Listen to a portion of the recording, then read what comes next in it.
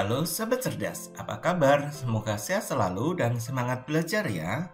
Pada video kita kali ini, kita akan belajar bab 2 Musisi Indonesia di Pentas Dunia, topik A.2 dengan materi jenis-jenis paragraf, muatan pelajaran Bahasa Indonesia kelas 6 SD.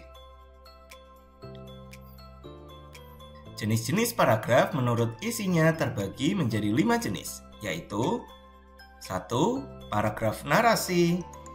2. Ada paragraf deskripsi. 3. Paragraf argumentasi. 4. Paragraf persuasi. Dan 5. Paragraf eksposisi.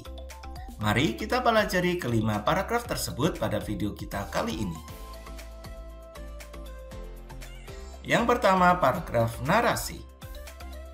Paragraf narasi adalah paragraf yang berisi tentang kisah suatu peristiwa atau kejadian yang didasarkan pada data dan fakta yang ada, sehingga tampak seolah-olah pembaca mengalami sendiri peristiwa tersebut. Ciri-ciri dari paragraf narasi sebagai berikut. 1. Ada tokoh atau pelaku. 2. Memiliki latar tempat, waktu, atau latar suasana. 3. Memiliki alur atau jalan cerita. Dan 4. Ditulis secara kronologis atau berdasarkan urutan waktu. Perhatikan contoh paragraf narasi berikut ini. Yusuf menyusuri jalan di sepanjang sawah. Di kiri kanan terdapat hamparan sawah yang mulai menguning pertanda siap untuk dipanen. Udara yang sejuk membuatnya tak merasakan sengatan cahaya matahari di siang itu. Di ujung pematang sawah terdapat aliran air yang cukup jernih. Ia berhenti sejenak memandangi aliran air yang tak begitu dalam. Lalu ia turun dan merapatkan kedua telapak tangannya untuk mengambil air dan membasuh wajahnya. Dari paragraf tersebut, terdapat ciri-ciri paragraf narasi. Yang pertama ada tokoh, yaitu Yusuf. Kemudian terdapat latar tempat, yaitu di sawah. Selanjutnya, paragraf tersebut tersusun dari beberapa kalimat yang merupakan alur yang disusun secara runtut. Paragraf yang kedua, yaitu paragraf deskripsi. Paragraf deskripsi adalah paragraf yang berisi tentang penggambaran sesuatu dan menunjukkan kepada pembaca seperti apa sesuatu atau seseorang yang disampaikan dalam tulisan tersebut. Sehingga pembaca seolah-olah melihat sendiri objek yang digambarkan itu. Ciri-ciri dari paragraf deskripsi sebagai berikut. 1. Menggambarkan suatu objek atau benda. 2. Banyak menggunakan jenis-jenis kata sifat di dalam kalimatnya. Perhatikan contoh paragraf deskripsi berikut ini. Sepak bola merupakan permainan dengan mengandalkan kerjasama tim. Olahraga ini membutuhkan 11 orang pemain yang terdiri dari penjaga gawang, pemain belakang, pemain tengah, dan penyerang. Olahraga ini juga membutuhkan bola dan gawang sebagai alat pelengkap permainan. Tidak hanya itu, sepak bola juga membutuhkan wasit sebagai pengadil di tengah lapangan. Olahraga ini berlangsung selama 90 menit dan terbagi menjadi 2 babak di mana setiap babaknya berlangsung selama 45 menit. Jika kita perhatikan, paragraf ini menggambarkan permainan sepak bola yang merupakan permainan dengan mengandalkan kerjasama tim. Pada paragraf ini, permainan sepak bola digambarkan secara detail dari jumlah pemain, perlengkapannya, serta lama waktu dari permainan tersebut. Selanjutnya, paragraf argumentasi. Paragraf argumentasi adalah paragraf yang ditulis sesuai pendapat si penulis. Biasanya dalam paragraf argumentasi terdapat bukti dan alasan yang mendukung pendapat yang disampaikan. Ciri-ciri dari paragraf argumentasi adalah 1. Berisi pendapat atau pandangan tentang suatu peristiwa. 2. Adanya fakta, data, dan contoh aktual. 3. Pendapat disampaikan secara analogis atau menggunakan perumpamaan. 4. Diakhiri dengan kesimpulan. Perhatikan contoh paragraf argumentasi berikut ini. Rokok mengandung banyak zat berbahaya bagi tubuh. Salah satunya adalah zat aseton yang biasa digunakan sebagai bahan pada pembersih kuku.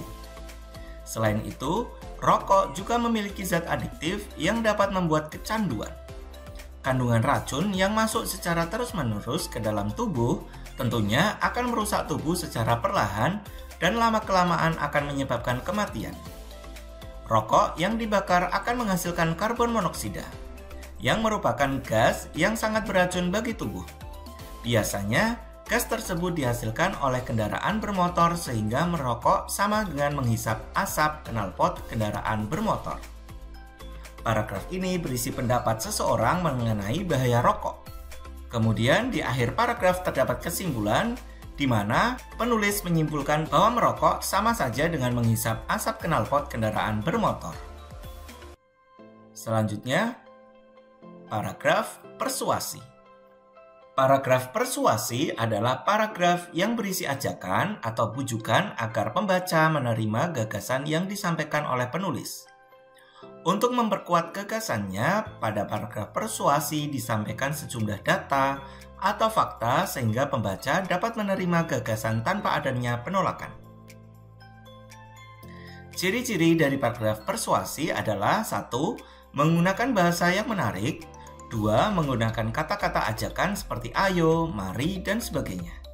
Perhatikan contoh paragraf persuasi berikut ini. Penggunaan pupuk kimia dapat mempercepat pertumbuhan tanaman. Penggunaan pupuk kimia juga dapat memberikan keuntungan yang melimpah bagi petani dari hasil panennya. Namun, dampak negatif yang ditimbulkan oleh pupuk kimia sangat berbahaya karena dapat menimbulkan pengaruh negatif terhadap lingkungan.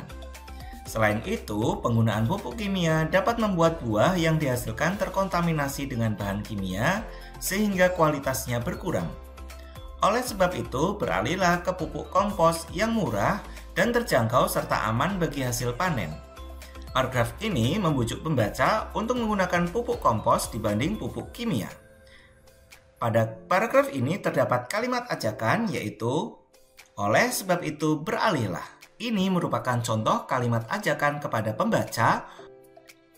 Berikutnya, paragraf eksposisi. Paragraf eksposisi adalah paragraf yang bertujuan untuk menjelaskan sesuatu dalam bentuk uraian atau gagasan. Uraian yang disampaikan didukung dengan sejumlah fakta agar pembaca bisa mempercayainya. Ciri-ciri paragraf eksposisi yakni 1. Berisi petunjuk atau kiat-kiat dalam melakukan sesuatu. 2. Berisi tentang uraian sebuah peristiwa. 3. Tidak bersifat membujuk atau memaksa pembaca. Perhatikan contoh dari paragraf eksposisi berikut ini.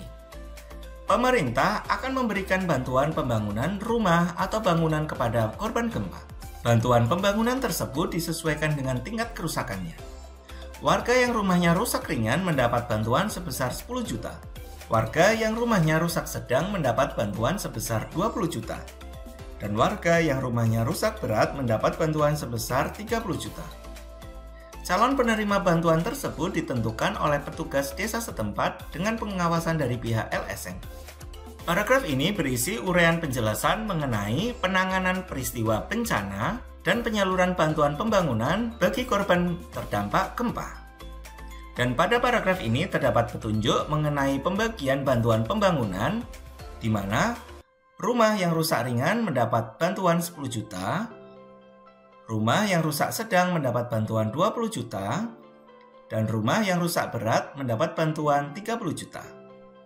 Demikian video pembelajaran kita kali ini. Semoga bermanfaat. Sekian dan terima kasih.